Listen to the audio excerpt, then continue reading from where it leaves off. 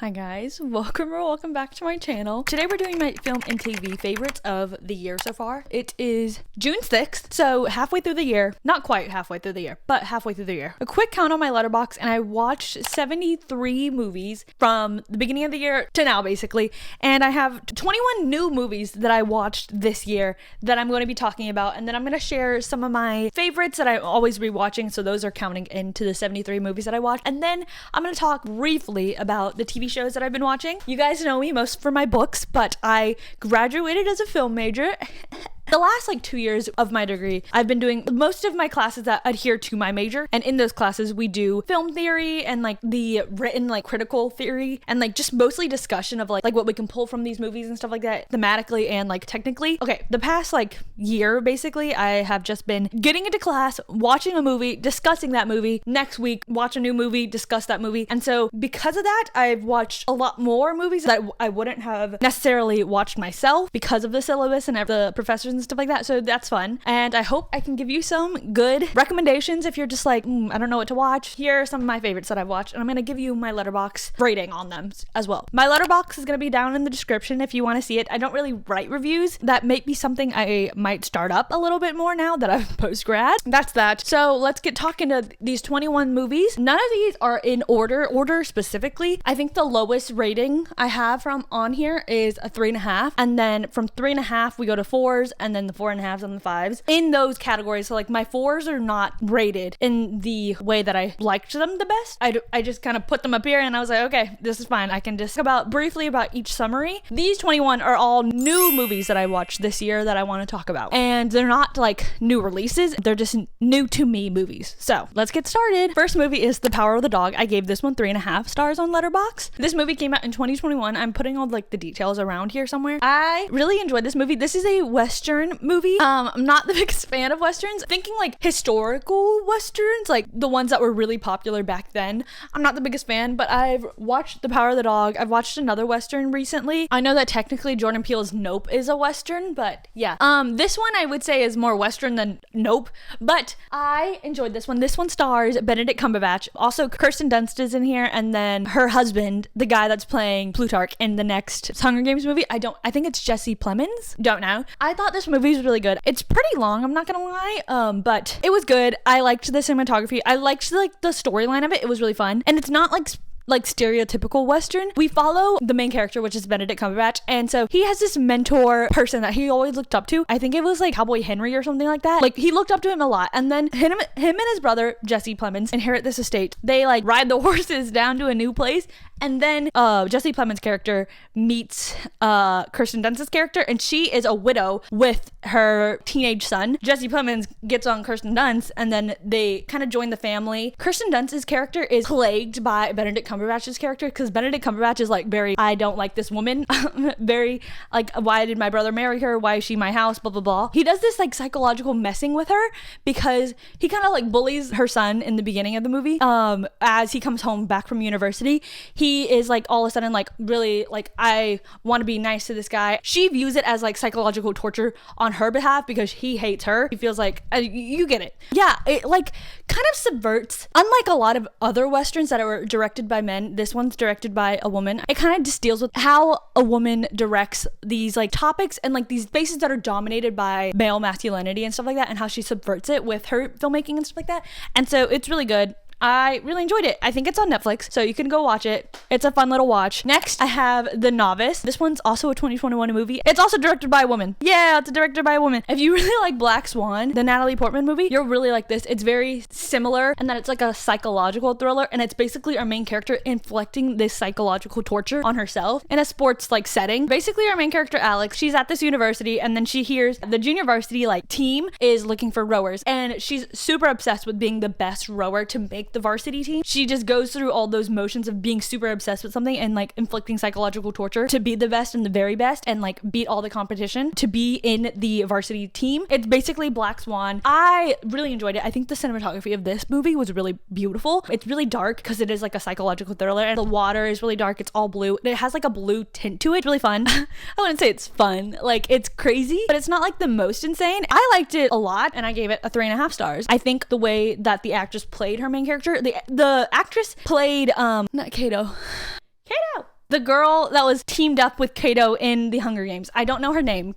She was Clove from the Hunger Games, which is super cool. I think she did amazing in this movie, so there's that. I want everyone to go watch. It's really beautiful. This was also a debut film by the director. I think her name's Lauren Hathaway. It was amazing. It was so quick moving because it is like a psychological thriller. Next, I have The Lost Daughter. This is also a 2021 release, and it was directed by Maggie Gyllenhaal. It stars Dakota Fanning, and then the main actress, oh my god, and Paul Mescal's in this too, and then Olivia Colman. It stars Olivia Colman. This is a stacked movie, and it's really fun. So far, these 3 movies I watched for my women in film class last semester. That class did its job. Basically, we follow our main character, Leda. She is a like middle-aged mom, like 60. Her children are grown up in their 20s.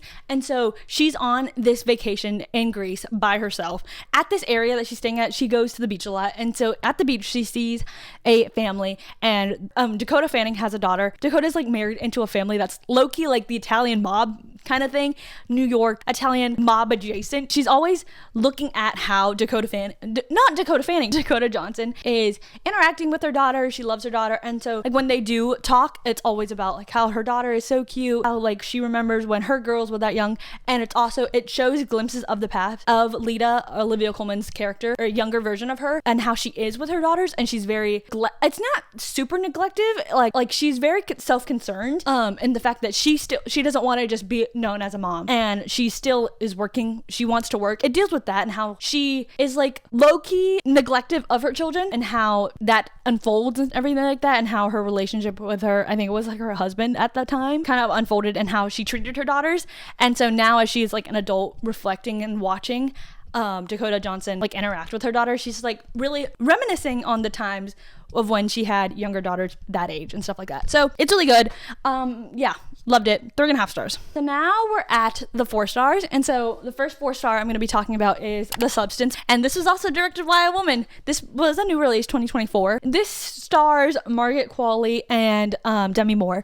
And when this was like making the rounds and the Golden Globe, everything like that, the Oscars, I was like, I have to watch this. Like, I'm not the biggest horror fan because I've just been scarred as a kid, and so now as I've grown up, I'm just like, horror doesn't really affect me, so I just like should start watching the horror movies. I'm not seeking them out, but I watched this one. It was good. It was like a cool concept. I really enjoyed like the plot line of it. It was cool. I think the ending was just like not my favorite at all. It deals with the hag trope of horror movies and stuff like that, and so beware, I guess. And it is honestly very bodily horror, and so beware. It was crazy. I think the plot line's super cool. If you don't know the plot, basically Demi Moore's character, she is a like 80s jazzercise type of like dancing while like doing your fitness, but now she's older, she's growing up, and the public aren't vibing with her anymore, and so she basically gets cut off by her production company basically, and then she gets approached and they're talking about how this like substance can make you young again, and so for the price of you missing a week to be your other self, and then vice versa, so like she'll be her older self for a week and then her younger self for a week. So Margaret Qualley is Demi Moore's younger self. Her name's Sue in the like movie. I think the concept was super cool. It really deals with like the aging woman and how people like society view you, how you view yourself, and everything like that. Good movie. The makeup and costuming of this movie, impeccable. Next, I have Sankofa. This is directed by Haile Gerima. This was released in 1993, and this is an Ethiopian film. He's an Ethiopian indie filmmaker.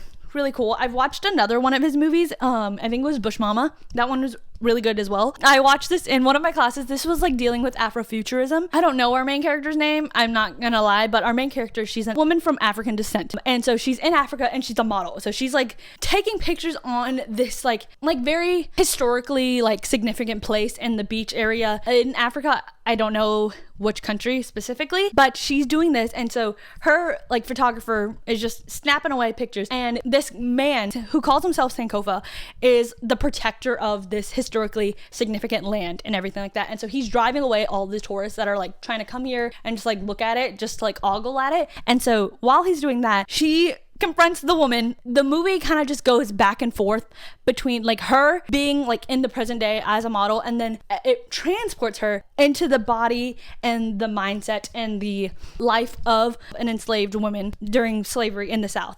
And it just deals with that as she's like reflecting and like witnessing this horrible act of mistreatment on her people. She is like dealing with it firsthand and seeing how the horrors are like. And so as she transports back into her model self in the present day, basically, she kind of like gets a new appreciation. And so Afrofuturism is very like that. It's like, it deals really heavily of like wanting to remember your ancestors and the things that they went through to become your better self, recognizing all those hardships and everything like that. And so yeah, it was really good. Gave it 4 stars. It's very heavy. I would say it's very heavy in more of the ways than one. In more ways than just the slavery aspect, it is very heavy. And I would look up trigger warnings if you're not like super ready for it. Because I walked into the class and I was like, okay, we're watching this movie. And I was just like bombarded with the triggering topics and stuff like that. So, but I also think it's not your place to be like, I don't want to watch it because it has triggering topics. I think it is really insightful in more ways than you can like think about like just reading like a history textbook. Just seeing these acts like displayed and portrayed in a movie and acted by actors. It's like, yeah, you know what I mean? It's a very heavy topic, but I think it's really important to watch and to witness and everything like that. So there's that.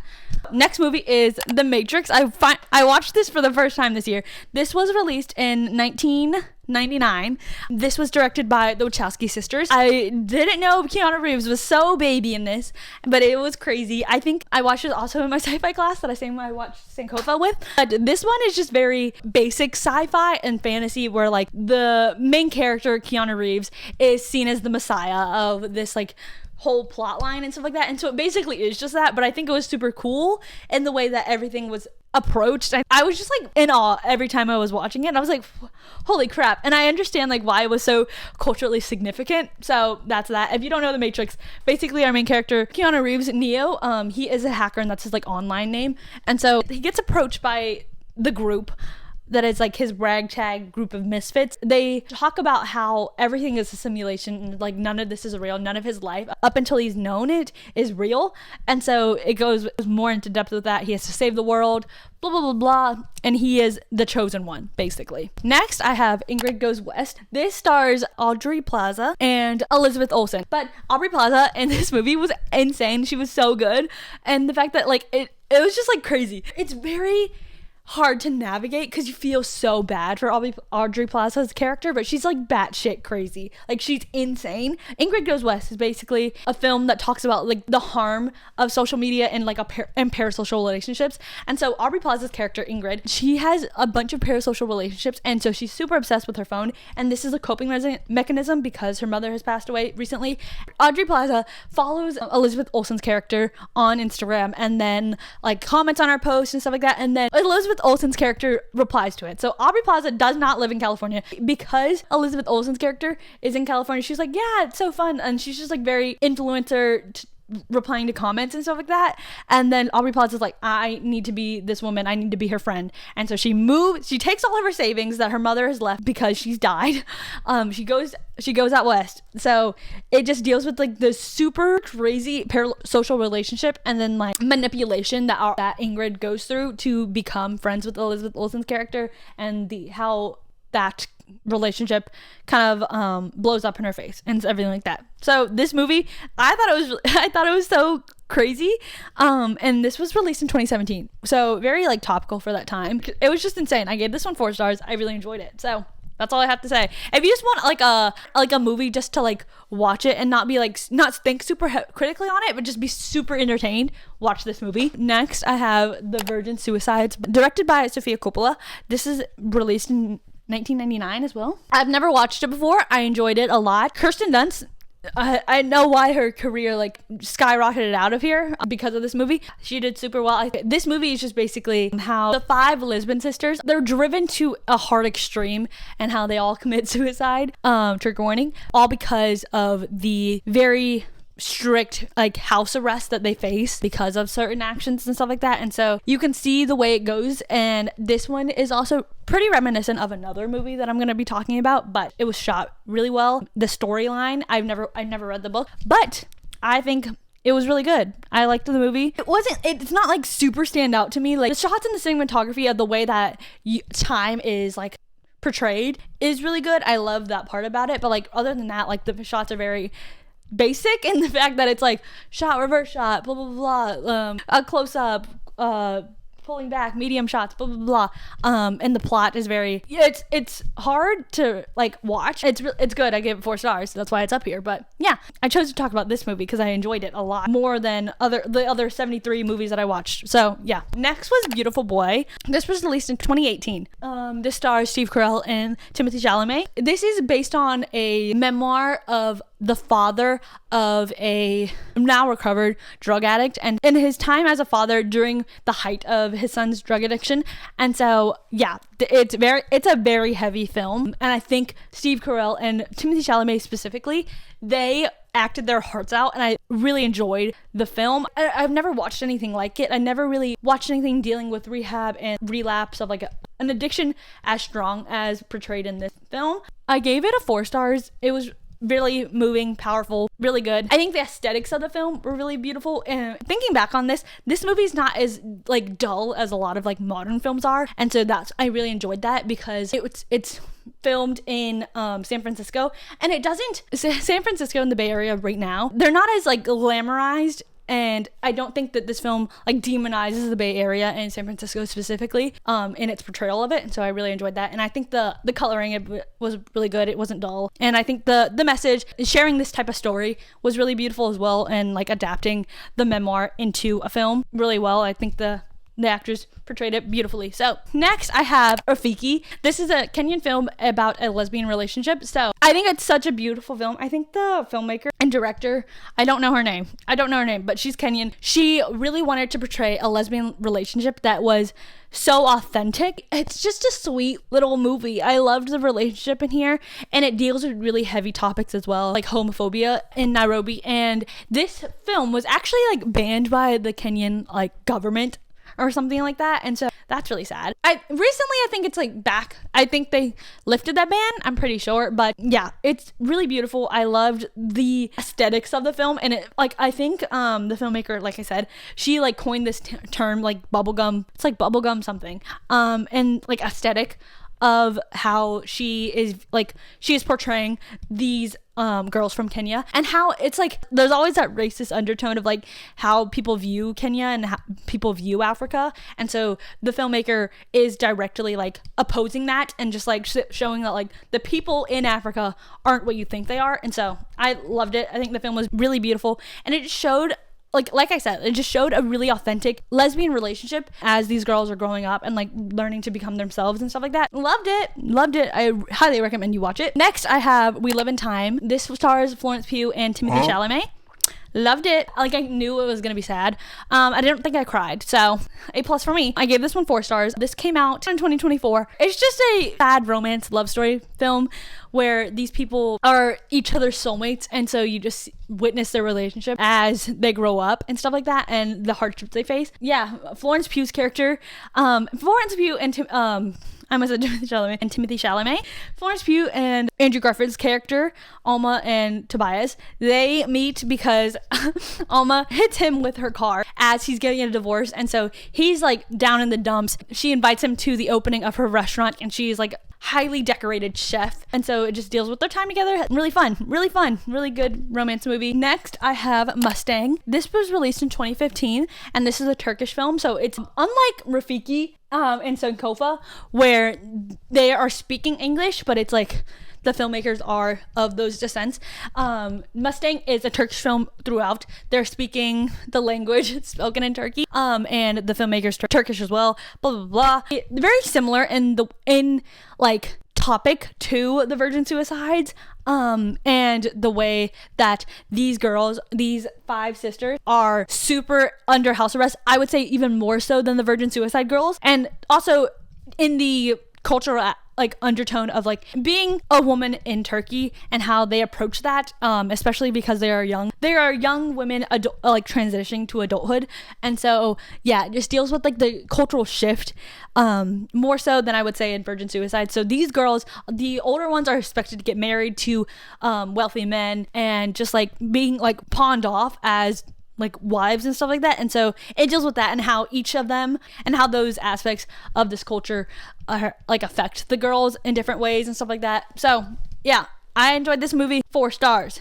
I'd watch it. I don't know where it's streaming or anything like that. You might have to just buy it, but it's really powerful. Really powerful. Okay, next I have The Beguiled. This is also directed by Sofia Coppola. I think this one was released in 2017. So this is a remake of another movie. It's Clint Eastwood. He was like starring in The Beguiled. The original, I think it was 1970. This is a remake. It's not shot for shot, but it's in the perspective of the girls in the house.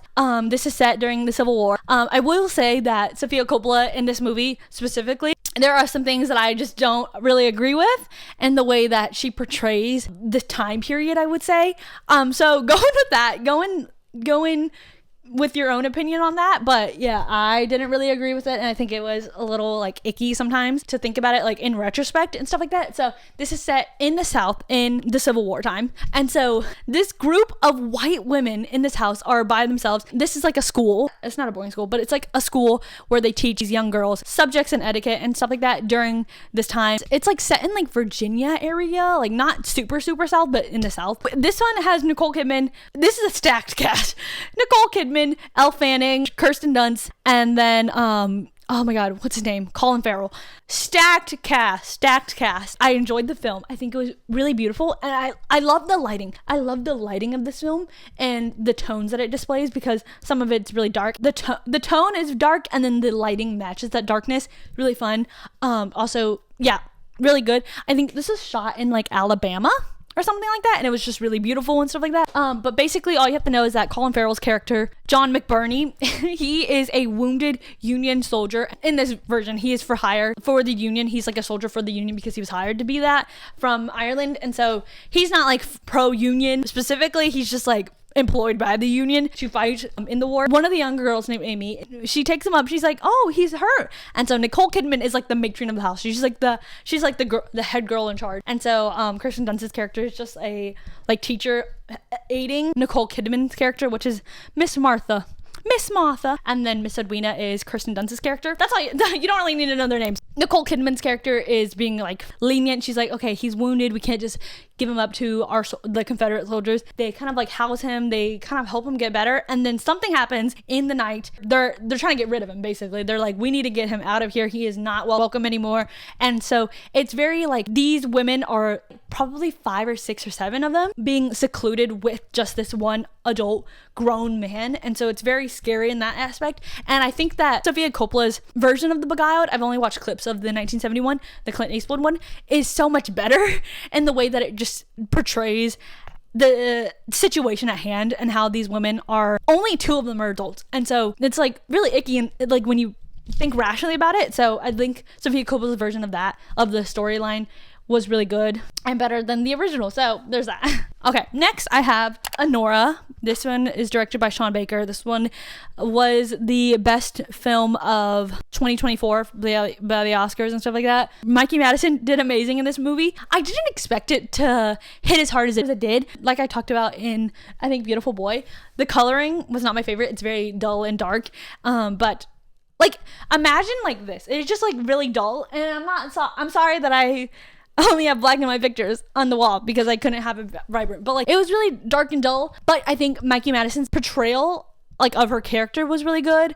I don't know too much heavily about like the life of a sex worker in New York specifically, but from what I've seen in public spaces and like media, everyone likes the way that Mikey Madison like portrayed her character, and her accent work in this movie from a non-New Yorker sounded spot on. It was just like crazy because like her character that she played is just so the antithesis of Mikey Madison, who's really soft-spoken and everything like that. So okay, basically Mikey Madison gets involved with a powerful Russian family because she is a sex worker and she gets hired by the son of a rich Russian family. He flees Russia basically, and he's like blah blah blah, like I don't want to be there, I want to be in New York and stuff like that. And so they get married and it deals with the consequences of that and stuff like that. So yeah, really good movie. I enjoyed it a lot.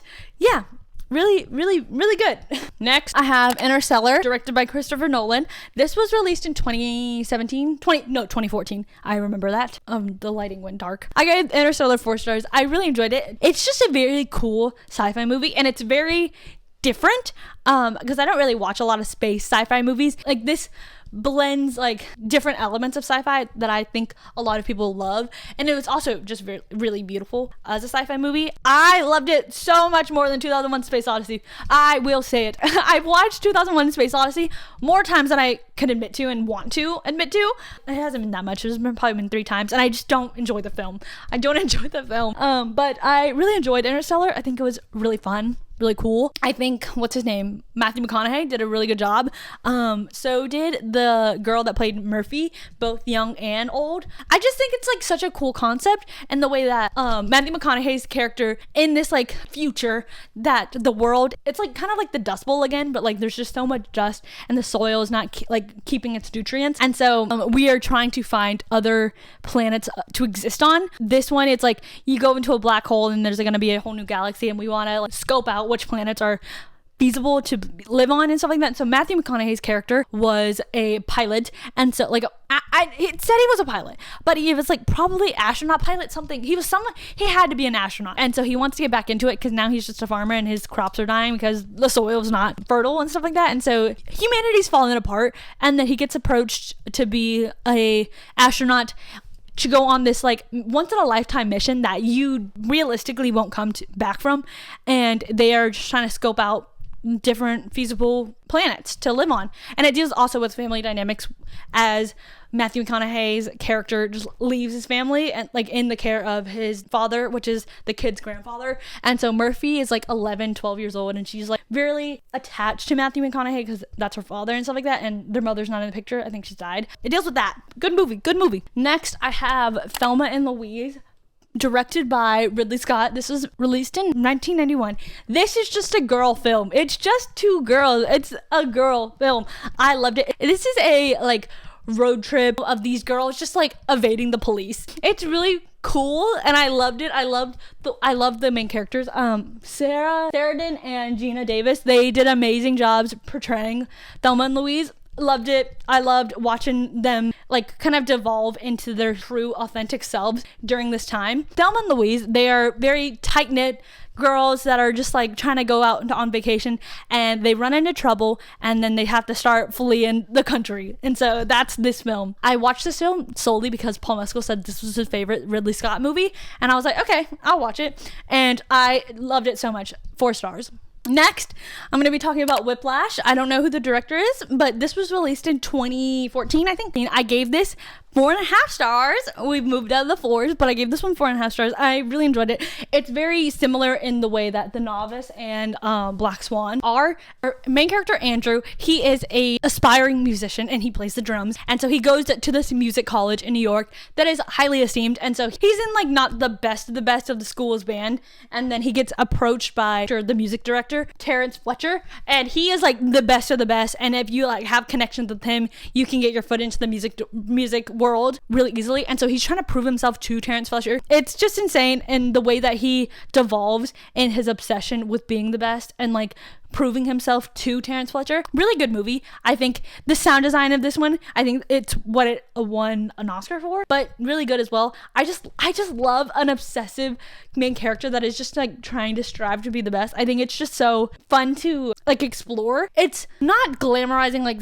obsession and stuff like that, but it's like cool to see the lengths and like the drive of some people. It's very fictionalized, is probably. I really enjoyed it. I really enjoyed the music aspect of it. It was really fun. I love the name. I love the name of the movie, how it stands in the movie, and how it fits into the picture of the movie and everything like that. Really good. This also reminds me of The Sound of Metal. If you guys haven't watched that, I totally recommend you watch The Sound of Metal. It's not as similar to this, but it deals with like a drummer. It deals with a drummer. This is a side note. Sound of Metal deals with the drummer. The sound design in that movie is insane as well. It deals with a drummer losing his hearing and how it affects his relationships with everybody and how he feels himself and stuff like that. And then he goes to like a deaf, it's not a facility, it's like a housing, but like it's a place to aid the deaf and their transition, losing their hearing as an adult. Really cool. Really enjoyed it. Really enjoyed that movie. That's a side note. But next, I'm going to be talking about Ready or Not. This was released in 2019. This is a horror film. It's like a comedy horror film. I was so not expecting to love it. I watched this for a class in my, I think it's that women in film class. It was on the week of Female Rage. I loved this film, and I never expected me to love it. Sometimes the comedy part of like Ready or Not was just like not my favorite, but it's really fun. Oh, and also it's becoming a sequel. They just wrapped the sequel. I saw that on TikTok yesterday. So our main character, Grace, she is getting married to this family, the Lasso family. She's getting married into this really rich, successful family that like does board games and stuff like that. And so the night of her marriage, she has to play a game with the Lasso family. And if she pulls this card, Ready or Not, they commence in a hide and seek, only Grace hiding and the rest of the family hunting, hide and seek game that lasts until midnight to the sunrise. If they don't do this, their family is cursed and they die. And so they have to play a game, and so there's a bunch of different games like the Lasso games that are like they do and stuff like that. But there's one out of the one card that you don't want to pick is the hide and seek card. So Grace pulls that, she gets hunted by the family, and it's a night of like being hunted and stuff like that on the night of her wedding. Crazy work. I just loved the concept of it, and it was really fun. I think the approach was really good. I just really enjoyed it. It just like surpassed all the expectations I had for it. So yeah, highly recommend if you love like horror comedy like game type of movies. It's not like super underground or indie like a lot of people like this. So that's just whatever. Next movie I have Dirty Dancing. This was released in 1987. I gave this one 5 stars. I watched it for the first time this year, and since then I've rewatched it already, but I just love this movie. It's just so I could see why it was so popular in the 80s and like just such a core romance movie. The soundtrack is crazy. Jennifer Grey, who plays Frances or Baby, and Patrick Swayze, who plays Johnny. They did so good. They did so good in this film, and I loved it so much. It just gave me the giggliest feelings ever. And you know when you read a romance book, it happens when I read like Magnolia Parks or like Happy Place or like How to End a Love Story or like Book Lovers or any of my favorite romances when I'm just so giggly for the couple. I felt that with Johnny and Baby. I loved it so much. But basically, in retrospect, I shouldn't have liked this movie as much because like it's set in this like camp, not super campy like summer camp type of thing, but it's like a cottage camp type of thing where like really rich people, it's like a country club camp type of thing. Johnny he's a dance entertainment and also like a dance instructor at this like facility basically, and Baby and her family are here for the summer, and so she kind of gets intertwined with Johnny and his like crew and stuff like that. Because so yeah, that's all you really have to know. She gets involved with Johnny and his crew, and she learns to dance, and she did so good. Oh, I love this film. I love this film so much. It's so good. Wait, did she die? No, she's alive. Why is it such an old picture of her? Next, I'm going to talk about The Holdovers, and this is technically not correct because I watched this the end of last year, like December 31st, but I'm counting it because I've rewatched it this year as well, and I haven't been able to talk about it. But The Holdovers, this was released in 2023, and it is a boarding school like type of movie. I loved it. Dominic Sessa in this movie, amazing. I loved it so much. I think this is his first film too, because the director wanted to like cast like local people that were from the place that they were filming in the like this big school. There are a group of boys at this all boys school that are being held over and have to reside in the school during the holiday break. And so Paul Hunnam is the teacher that is assigned to be like the chaperone of these boys that are being held over. And so this group of boys are being held over for the holidays, and Dominic Sessa's character, which is Angus, he is basically the only one after an event. He's the only one there. And so it just deals with his character and how he interacts with Paul Hunnam's character, and also the kitchen staff lady Mary. They're just like their friendship and found family aspect between the three of them is just so beautiful. I love this film. It's a Christmas film specifically because it deals with like the holdover and during this like the winter break and stuff like that.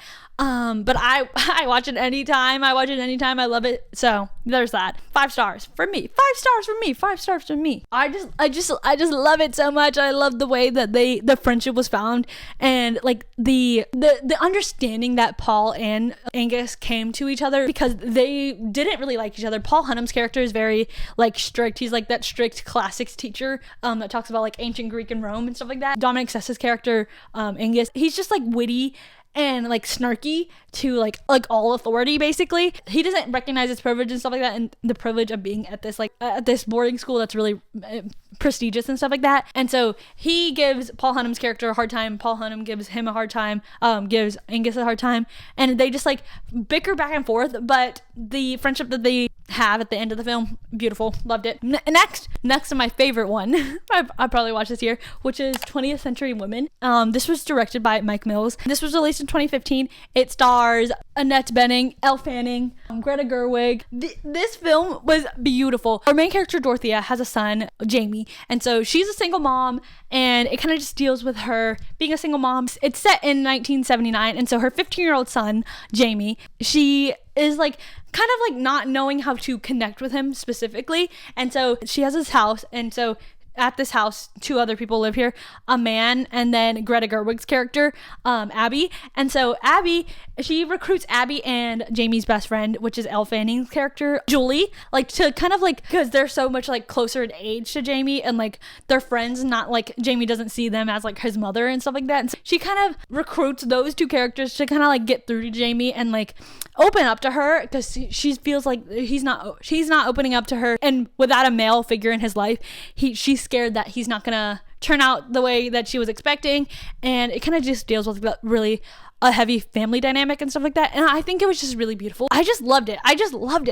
It's just such a beautiful film, and I loved it.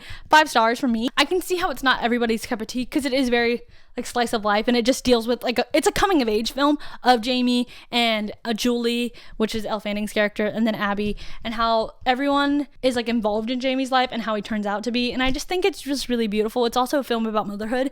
Dorothea's character, I loved it so much. I think all the characters are so nuanced and everything like that, and so even in such a short amount of time, you get so connected to everybody, and not just Jamie and Dorothea. You get connected to Abby, and Greta Gerwig did such an amazing job portraying Abby, and then Elle Fanning, she just does an amazing job at like being that like angsty teen. They all did an amazing job. I loved it.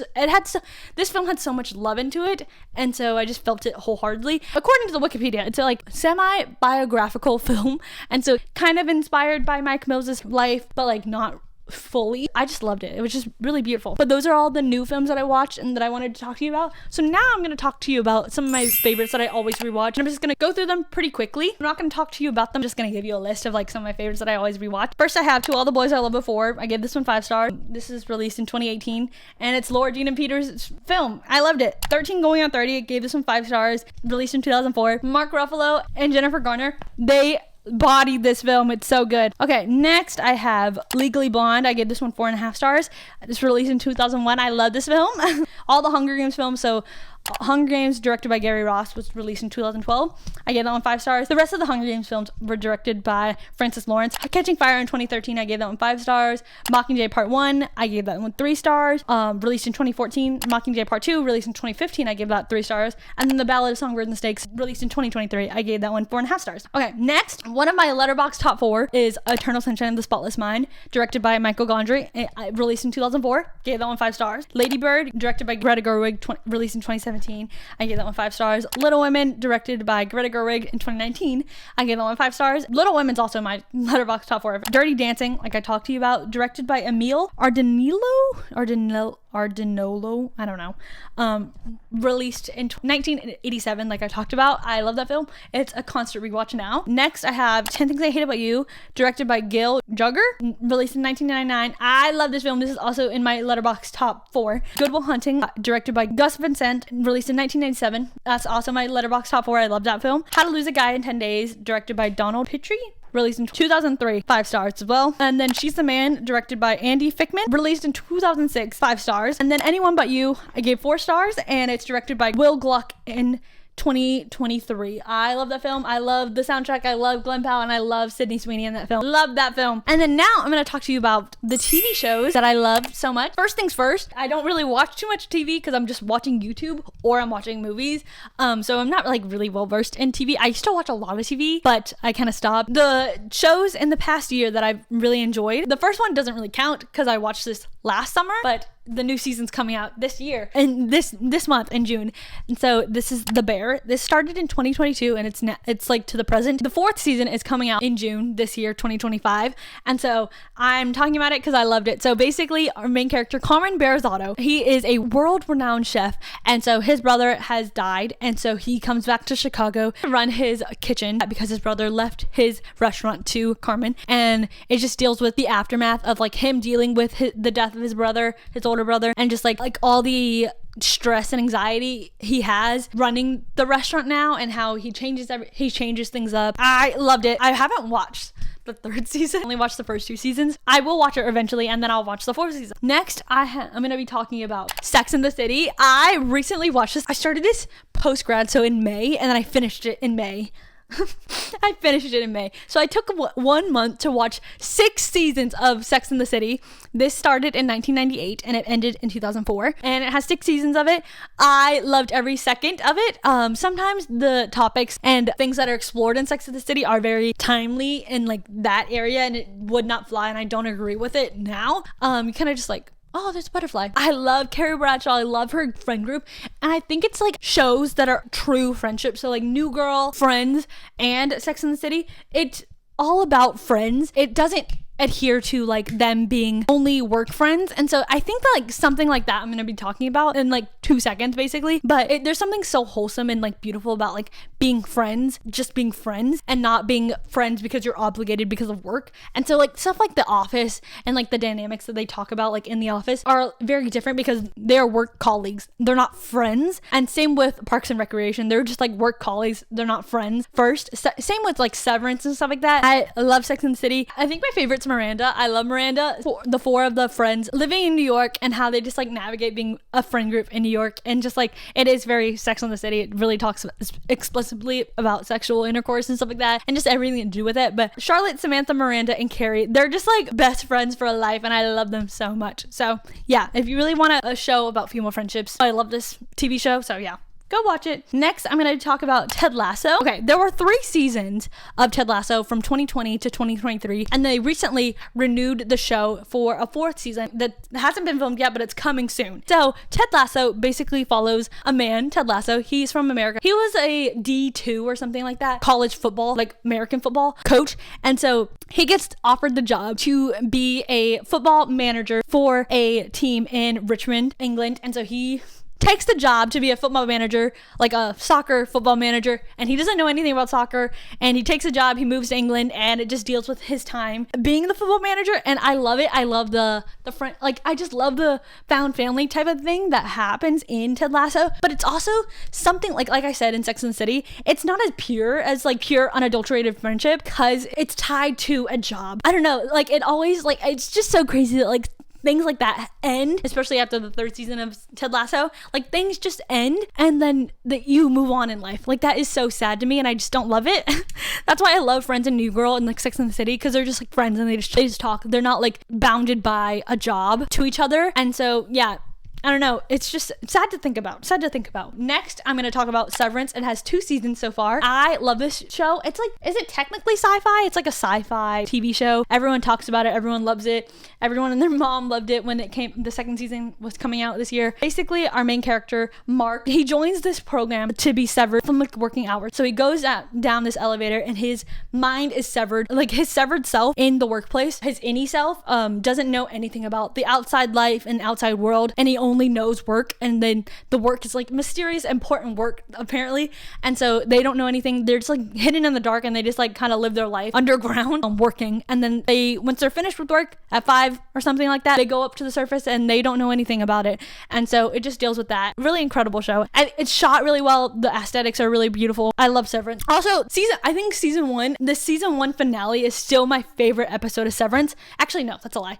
Season 1 finale is my second favorite episode of Severance, and it's just like it was batshit crazy. I didn't have to wait too long after season 1 on like some other people when it came out. It like took like 2 or 3, 4 years to come out with the next season of Severance, and so I wasn't left off on like too much of a cliffhanger. I only had to wait like a year and a half for the second season, but yeah, now that you have 2 seasons, get on it. And then the last TV show that I'm going to be talking about is The Wilds. There's 2 seasons of this technically before it got canceled, and I've only watched 1 season, and I actually wrote down a Google Doc, 5,000 words of just talking about The Wilds. I haven't even finished it. I just talked about every episode of The Wild and how crazy it was. But basically, this group of girls, they have a plane crash, they get crash landed on an island, and they have to learn to survive. So I think it's like 6 of them, 6 of the girls, they're on the island. It's past while they first crash land on the island, and then in the future they are rescued, and they're just like talking about their time on the island. They're being interrogated, and they talk about what was happening on the island. I really enjoyed the first season. I watched the first episode of the second season, and then a group of guys actually crash lands on a different island instead, and so it kind of deals with like that. But as soon as I saw the guys, I was like, okay, this is not for me. And I also was like caught up with schoolwork and stuff like that, so I just never finished it, and I don't plan to finish it. But yeah, I'm gonna talk about The Wilds because the first season was really good. I enjoyed it. I want to watch Yellow Jackets because that's also very similar to The Wilds, and way more popular.